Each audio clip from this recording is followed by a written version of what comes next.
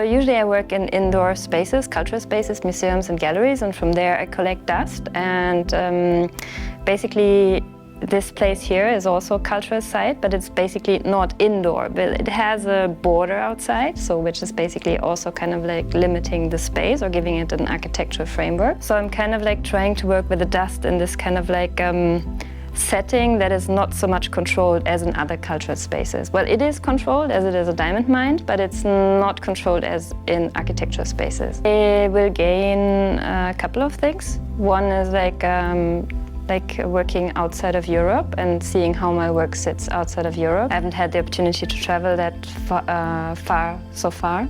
Basically, it's where sits my work in relation to other people's experiences, and also like what type of dust am I finding here. And because I have so much of the dust here, so I can be very playful and experimental because I have so much dust at hand. So because usually when I get the dust from the museums, it's just very small portions, but here I'm in dust paradise.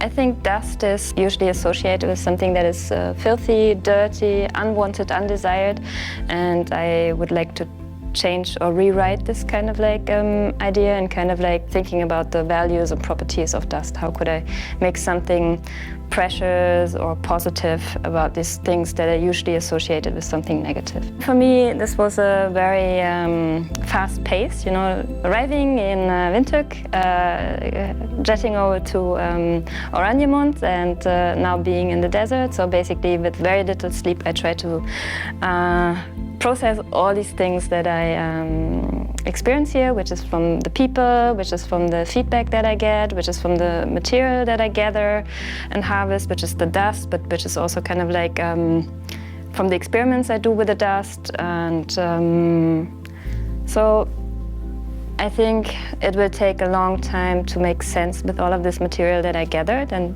hopefully I can be able to travel a bit back and forth to make more sense of what I've just started on now.